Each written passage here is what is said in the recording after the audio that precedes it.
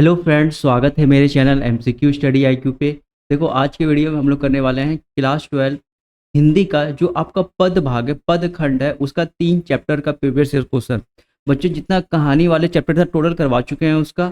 ठीक है, कहानी वाले का टोटल हो चुका है। अब पद हम लोग सेक्शन में आ चुके हैं।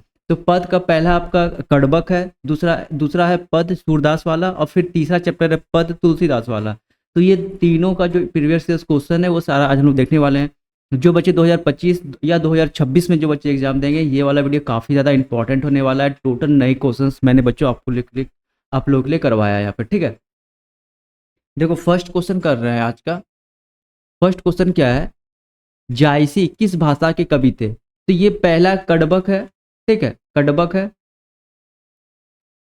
फर्स्ट चैप्टर है ये। तो आपका आपका पद खंड का पहला चैप्टर है कडबक। लिखा किसने? मलिक मोहम्मद जायसी साहब ने लिखा है। ठीक।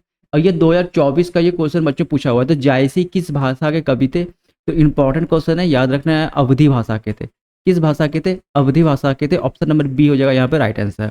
जो बच्चे साइंस से लिए फिजिक्स का भी वीडियो डाल देख लीजिए, प्रीवियस ईयर से क्वेश्चन डाल रहा है। केमिस्ट्री भी आप जाके देख सकते हैं, उसका भी प्रीवियस ईयर क्वेश्चन हम डाल रहे हैं। जायसी की रचना निम्नलिखित में से कौन है? जायसी की रचना निम्न में से कौन है? ये 2023 में पूछा हुआ है। तो याद रखना बच्चों, कडबक। कडबक जो है बच्चों, ये मलिक मोहम्मद जायसी की रचना है। चित्ररेखा। चित्ररेखा किस कवि की रचना? ये 2023 का ये प्रश्न बच्चों पूछा गया है। तो चित्ररेखा हो जाएगा आपका थर्ड का ए, जायसी। मलिक मोहम्मद जायसी हो जाएगा यहाँ पे आपका राइट आंसर।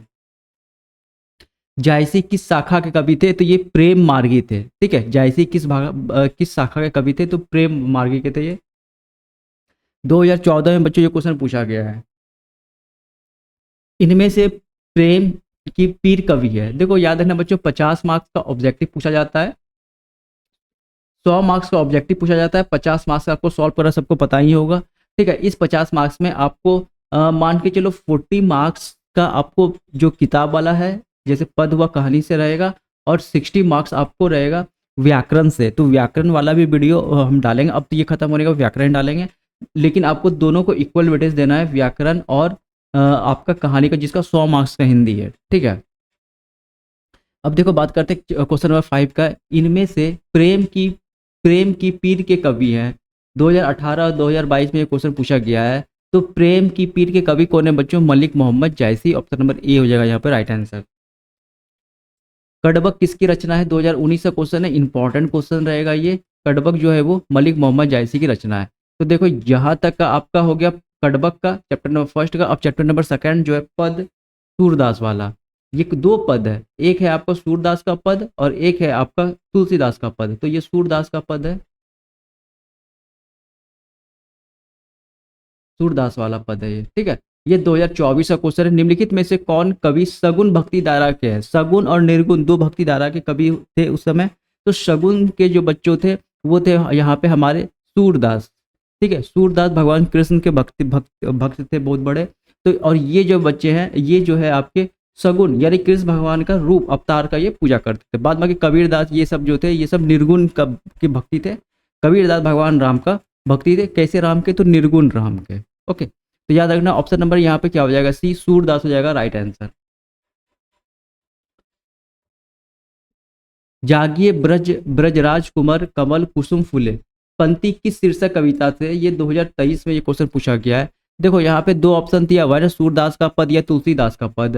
तो ये जो बच्चों हैं आपका, ये सूरदास के पद से लिया गया। ऑप्शन नंबर ए हो जाएगा राइट आंसर। सूर सागर के कवि है। 2019 और 2017 में ये क्वेश्चन पूछा गया है। सूर सागर के कवि है सूरदास। ऑप्शन नंबर बी हो जाएगा राइट आंसर। हिंदी साहित्य का सूर्य किसे कहा जाता है? आपको बताना है कि हिंदी साहित्य का सूर्य किसे कहा जाता है। बहुत इंपॉर्टेंट क्वेश्चन है। सूरदास को हिंदी साहित्य का सूर्य कहा जाता है।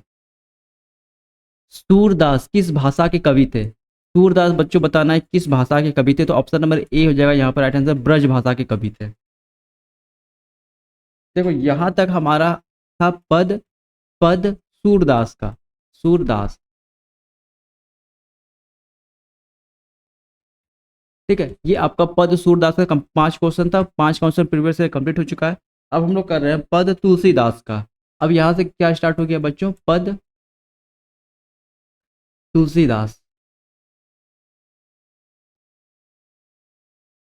ठीक है। अब देखो फर्स्ट क्वेश्चन करते हैं, 2024 में पूछा गया तुलसीदास का अस्थाई निवास स्थान कहाँ था। तुलसीदास का अस्थाई निवास स्थान था बच्चों कहाँ पे, काशी में। इंपॉर्टेंट है, याद रखना है, अयोध्या मत कर देना, काशी, काशी में इनका अस्थाई निवास स्थान। किस कवि का मूल नाम राम बोला था। राम बोला तुलसीदास जी का नाम था राम बोला। बचपन का भी नाम तुलसीदास का पूछा जाता है क्या था, तो राम बोला। दो क्वेश्चन पूछा गया था 2024 में, इस आपका पद से है। तुलसीदास की सर्वश्रेष्ठ महाकाव्य कौन है, तो रामचरितमानस गोस्वामी तुलसीदास ने लिखी है। ठीक है, थर्ड का हो जाएगा सी राइट आंसर, 2023 में क्वेश्चन पूछा गया था। हिंदी के साम्यवादी कवि किसे माना जाता है, तो Goswami Tulsidas, option number A हो जाएगा राइट आंसर। गीतावली किसकी रचना है, गीतावली बच्चों सूरदास की रचना है। सॉरी, गीतावली किसकी रचना है, तो तुलसीदास की रचना है। ठीक है, गीतावली। और सूर सागर सूरदास की रचना, जो हम पहले बोले थे। और हिंदी साहित्य का सूर्य किसे कहा जाता है, तो सूरदास को कहा जाता है। ठीक है। तुलसीदास के बचपन का क्या नाम था, देखो तुलसीदास के बचपन का नाम अभी तुरंत बताए थे, राम बोला। क्योंकि जैसे जन्म हुआ था सबसे पहला शब्द इन्होंने राम ही बोला था। ठीक है, जैसे इनका जन्म हुआ, जन्म होते ही पहला शब्द क्या बोला था इन्होंने, राम, इसीलिए इनका नाम क्या रख दिया, राम बोला। बाद बाकी ये भगवान राम के बहुत बड़े भक्त निकले, और ये सगुन। ठीक है, अब अगर पूछा जैसे कि पूछा था आपका सूरदास में कि ये किस भक्ति में थे, तो वो भी सगुन में थे। और तुलसीदास भी सगुन सगुन राम की उपासना करते थे। कबीरदास निर्गुण राम की उपासना करते थे। ये इंपॉर्टेंट है, ये सब फैक्ट आपको याद रखना है, क्वेश्चन पूछ सकता है कहीं से भी। करते हैं 7, तुलसीदास किस काल के कवि थे।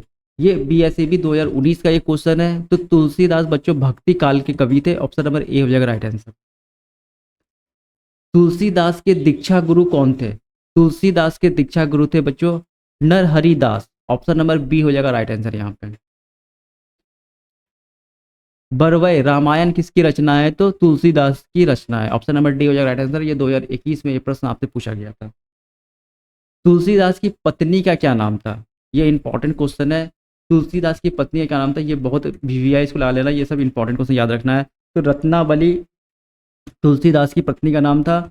ये सब मिल जाएगा आपको पाठ के शुरू में, जब वहाँ पे कवि का परिचय लिखा होगा, वहीं पे आपको ये सब चीज उनके बारे का, जीवनी कहाँ जन्म हुआ था, उनकी पत्नी का क्या नाम था, मृत्यु कहाँ हुई थी, तो ये सब आपको वहीं वहीं पर मिल जाएगा।